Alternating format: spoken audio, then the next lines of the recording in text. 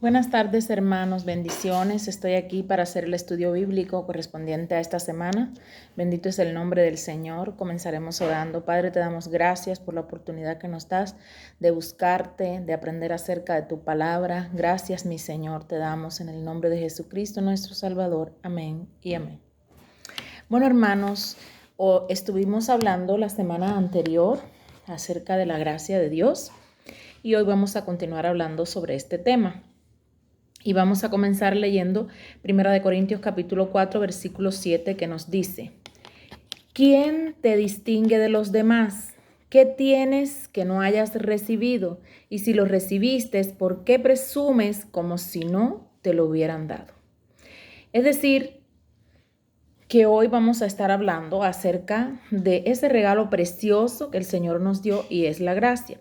Fíjense que en la iglesia de Corintios, que era una iglesia muy carnal y entregada a las obras que corresponden a todas las personas que lo son, es decir, a las obras de la carne, los miembros se enorgullecieron por toda la abundancia de dones del Espíritu que se les concedió. Estaban engreídos sencillamente. ¿Por qué? Porque hablaban en lenguas, tenían dones de sanidad, hacían milagros, profecías, etc. Pero en lugar de volverse humildes y agradecidos de todos estos regalos que el Señor les había dado, ellos, lejos de eso, lo que hicieron fue enorgullecerse. Y por eso es que Pablo dice en 1 Corintios 4:7, ¿quién te distingue de los demás? ¿Qué tienes que no hayas recibido? Y si lo recibiste, ¿por qué presumes como si no te lo hubieran dado? Fíjense, por eso es que Pablo también escribe y les dice niños en Cristo. Es decir, que en lugar de ser lo que ellos se enorgullecían de ser, es decir, cristianos maduros, fuertes, superiores a los demás, Pablo dice que con sus dones y manifestaciones ustedes son solo bebés llorones espirituales, incapaces de apreciar la gracia del Señor en su plenitud. Por eso los he alimentado con leche y no con carne. Amén. Ahora, hablando acerca ya de la gracia de Dios, el remedio precisamente para esta condición es la comprensión del verdadero significado de la gracia de Dios. Cuando entendemos la gracia de Dios, su significado y que todo lo que somos es gracias al Señor, ahí termina la búsqueda de fallas, de críticas, termina el chisme, termina el juicio, ese juicio que le hacemos a nuestros hermanos despiadadamente, como si nosotros fuéramos superiores a ellos. Es decir, que cuando nosotros entendemos que todo lo que tenemos lo recibimos por la gracia del Señor, no porque nosotros lo merecemos, ahí termina nuestra superioridad, nuestros aires de superioridad, nuestra falta de humildad y todo lo que estamos hablando acá de chismes, falta de humildad, etc. Por tanto, hermanos, Pablo les ruega que no juzguen a ningún hermano hasta que el Señor venga y establezca el tribunal de Cristo. Hasta entonces somos totalmente incompetentes para juzgar con justicia cualquier asunto. Os recordamos de nuevo que este espíritu de crítica y de condenación fue fruto precisamente de la carnalidad, es decir, de las obras de la carne. El error de seguir a hombres en vez de seguir a Dios, es decir, a la cabeza que es Cristo, algunos exaltaron en aquel entonces a Pablo y despreciaron a Apolos, si recordamos los textos. Otros estaban enamorados de la elocuencia de Apolos, pero despreciaban a Pablo. El remedio, sin embargo, no era ni Pablo ni Apolo, era simplemente Jesucristo. Es decir, Jesús, el Cristo, era el remedio. Sin embargo, ahorita tenemos que dejar de juzgar y trabajar todos juntos en armonía. Ahora, ¿cómo es que podemos aplicar esto que estamos aprendiendo hoy? La efectividad, hermanos, de ese argumento de Pablo, y que más bien fue una súplica, radica en el hecho de que Pablo practicó lo que predicó. Es decir, Pablo fue humilde. No es solamente que yo esté aquí hablándole acerca de la humildad, acerca de que todo lo que tenemos es por la gracia de Dios, sino porque nosotros lo merecemos, sino que Pablo fue el último en juzgar a sus hermanos de la fe. Siempre procuró examinar su propio corazón y autocriticarse en lo que fuera necesario para poder ser limpio y perfecto delante de Dios. Entonces es que podemos entender sus palabras. Y estas cosas, dice así, no para juzgar a otros, es una figura, las he transferido a mí. Ya Apolos por amor a ustedes, para que aprendas en nosotros a no pensar en los hombres más allá de lo que está escrito, para que ninguno de vosotros se envanezca el uno con el otro. En la versión,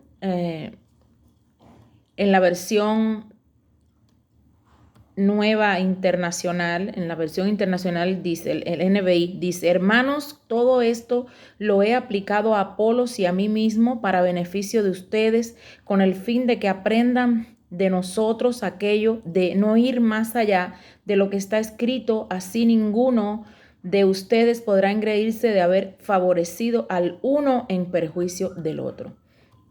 Pablo aplica esta advertencia en contra de juzgar a otros y tomar partido por la situación de la iglesia que estaba ocurriendo en Corintio. Hubo quienes favorecían a Pablo y otros favorecieron a Apolos, como le dije anteriormente, y la amargura del sentimiento amenazó con dividir la iglesia. Hoy las iglesias se encuentran divididas y es precisamente por esto.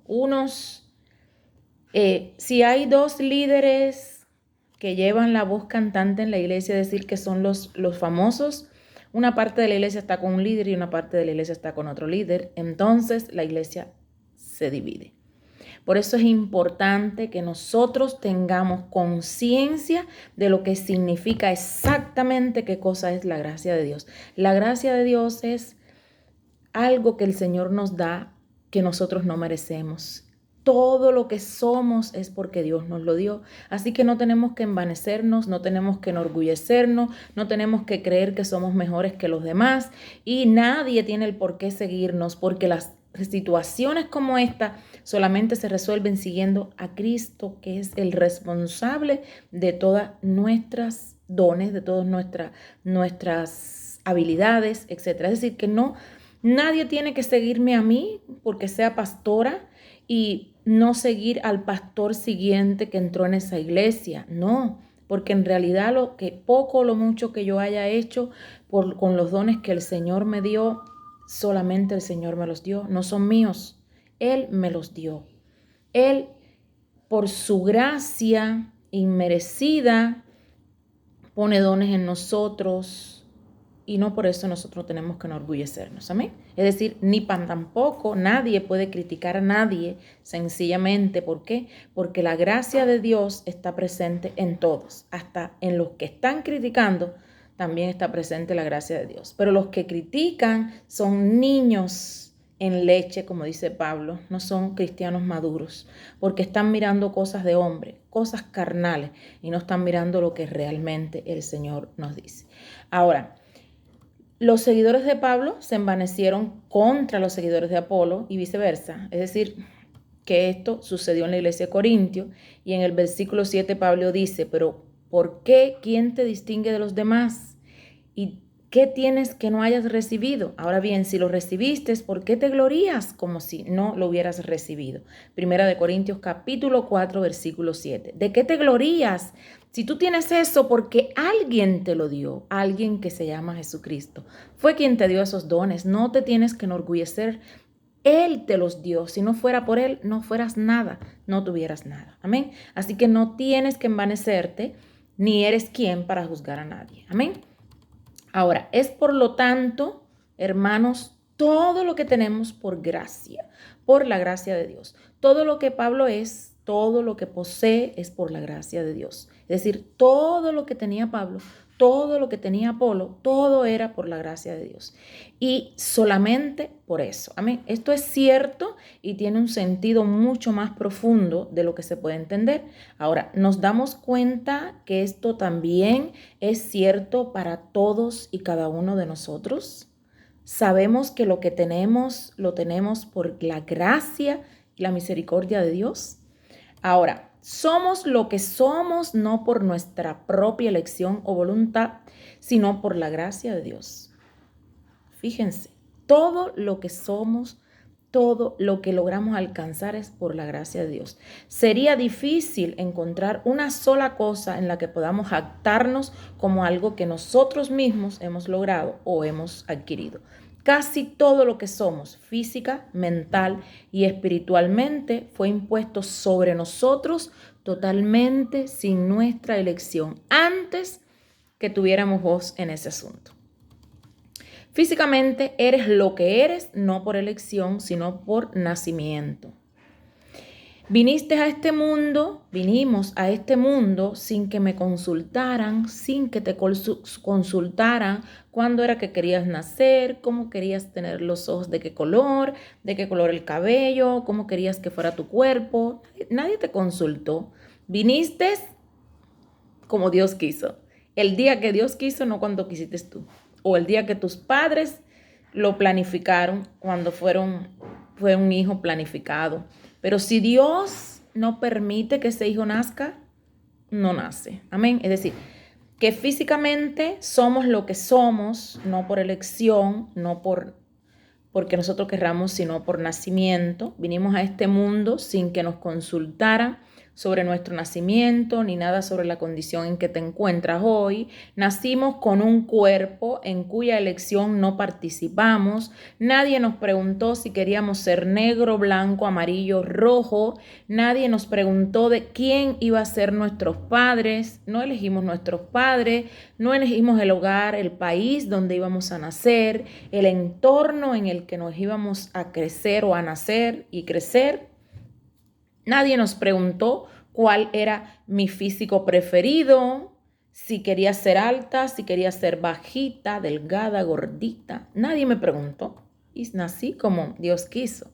Nadie nos preguntó de qué color queríamos los ojos, de qué color queríamos el cabello. De hecho, todo tu ser físico y el mío fue impuesto sobre nosotros sin nuestro conocimiento, sin nuestro consentimiento, sin ninguna consulta. Nadie nos consultó.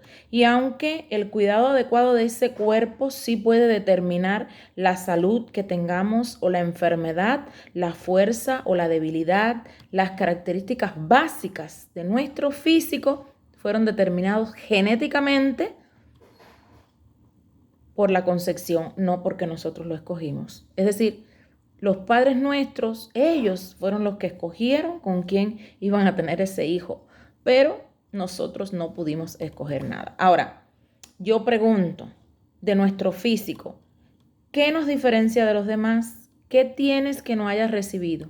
Dice 1 Corintios 4:7, les leo. Si eso es cierto y debe ser cierto, ¿qué dice 1 Corintios 4:7? Les voy a leer otra vez antes para que entendamos. Dice, ¿quién te distingue de los demás? ¿Qué tienes que no hayas recibido? Y si lo recibiste, ¿por qué presumes como si no te lo hubieran dado? Como si fuera que tú lo alcanzaste por algún motivo. Ahora, si es cierto y debe ser cierto, ¿dónde está entonces nuestra jactancia? ¿Por qué es que estamos orgullosos porque somos físicamente superiores a los demás? De hecho, deberíamos humillarnos, darnos cuenta de que sin nuestra elección, Dios por su gracia nos ha dado los cuerpos que poseemos.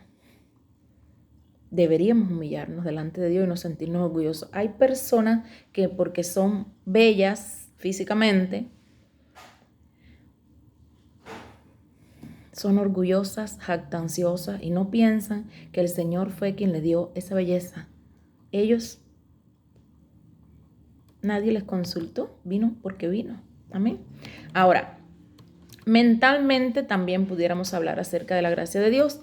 Lo que es cierto de lo físico es cierto también sobre lo mental. Algunas personas nacen con una mentalidad normal, otras nacen con poderes mentales inferiores, otras no tienen la misma inteligencia, algunas tienen unas mentes brillantes, otras somos aburridos, algunos somos genios, otros somos un poquito más tontitos. Sobre esto tampoco tuvimos elección.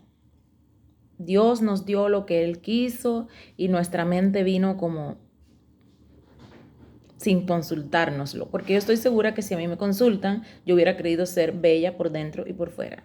Amén. Un cerebro, wow. un cuerpo, unos ojos, un cabello, todo bien, si me lo consultan. Y si ustedes se lo consultan, seguramente quisieran ser perfectos por dentro y por fuera, ¿no es verdad? Ahora, nacimos con estas facultades fijas e inalterables desde el día de nuestra concepción. Muy cierto, nuestras facultades pueden ser entrenadas. ¿Por qué? Porque somos hechos a la imagen del Señor. Nuestras facultades pueden ser entrenadas, pueden ser desarrolladas.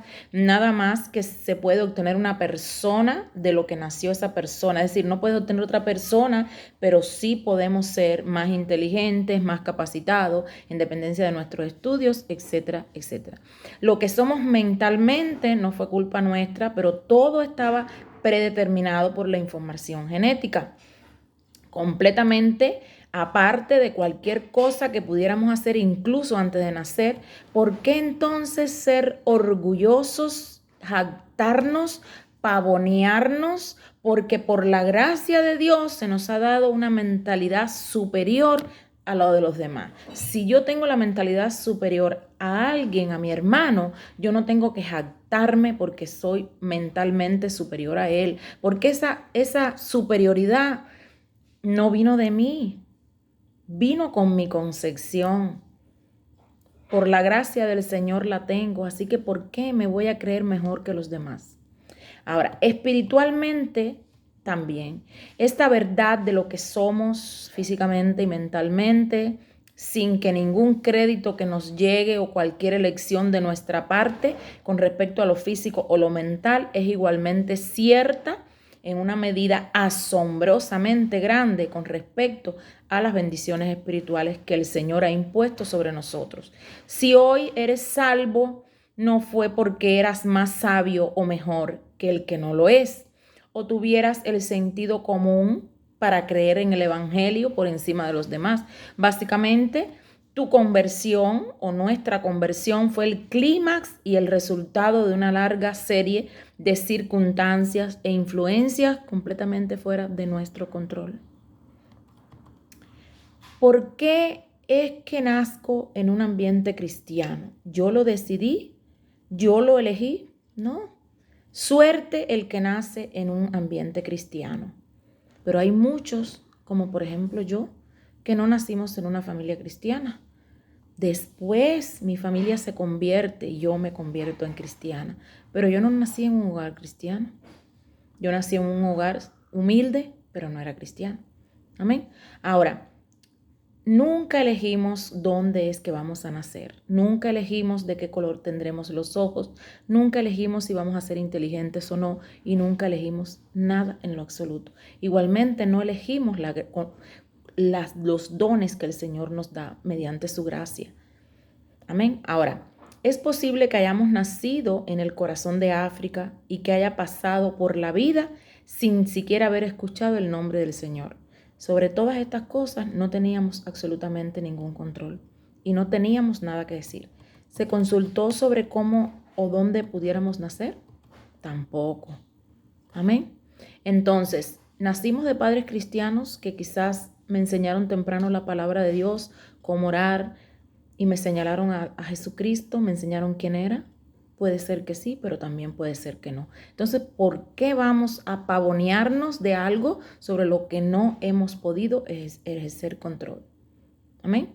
Tenemos que ser juiciosos y tenemos que pensar que el Señor nos dio las posibilidades, muchas, pocas, un nacimiento en un lugar o en otro, una familia cristiana o no cristiana, y no por eso debemos criticar a los demás.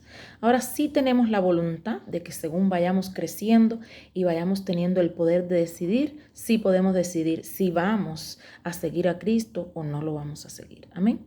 Ahora, porque Jesucristo murió por toda la humanidad, por todos y cada uno de nosotros. Amén. Ahora, en lo que respecta a nuestra opinión con respecto al Evangelio, es posible que sí podamos decidir en cuanto a esto. Amén.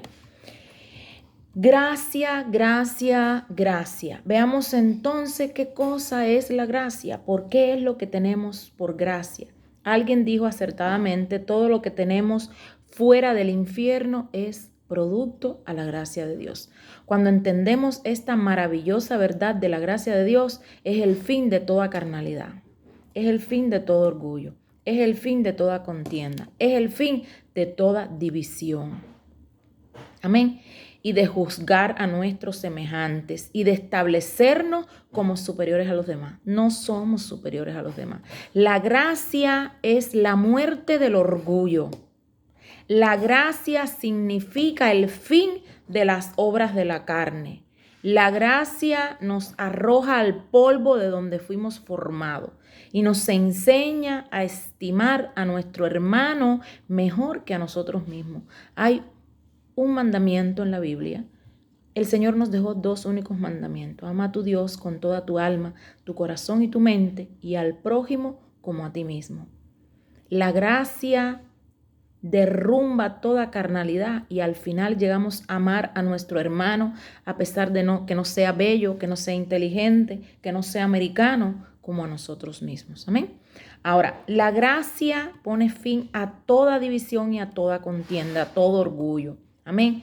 Ese hombre necesita saber más de la gracia de Dios. Es lo que debemos decirnos día a día cuando nos miramos al espejo. Tú, hombre o mujer, necesitas saber más de la gracia de Dios. Hasta que nos demos cuenta que no merecemos nada más que el infierno y que lo hemos perdido todo y que debemos gloriarnos solo en la gracia de Dios. Porque por la gracia del Señor es que hoy tenemos derecho a la salvación, no porque nosotros lo merezcamos. Dios dio a su Hijo unigénito para que todo el que en Él crea tenga vida eterna. Amén. Así que por gracia es que hoy estamos teniendo derecho a la salvación. Dios mandó a su Hijo para que muriera por toda la humanidad, no solamente por los que tengan un físico bello o los que sean inteligentes o los que hayan vivido, hayan nacido en los Estados Unidos o en Europa. También mandó a su Hijo para todos los que nacieron, lo mismo en África, que en América Latina, que en Estados Unidos, que en Europa, que en cualquier parte del mundo. Así que hoy es un momento apropiado para que nosotros pensemos, reflexionemos que el Señor nos dio todo lo que tenemos por su gracia, aún sin nosotros merecerlo. Así que les vuelvo a leer 1 Corintios 4:7. ¿Quién me distingue a mí de los demás? ¿Qué tengo que no haya recibido? Y si lo recibí, ¿por qué me glorío como si no lo hubiera recibido? 1 Corintios 4:7.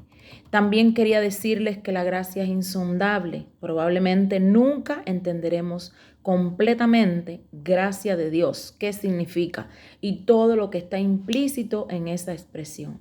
Gracia de Dios. ¿Hasta qué? Hasta que alcancemos la gloria y veamos todas las circunstancias que afectaron nuestras vidas, de las cuales somos totalmente inconscientes ahora. Ahora no vamos a entender muy bien, pero tratemos por lo menos de practicar la justicia de Dios con nuestros semejantes. Que Dios me los bendiga a todos y que tengan una bonita tarde. Gracias.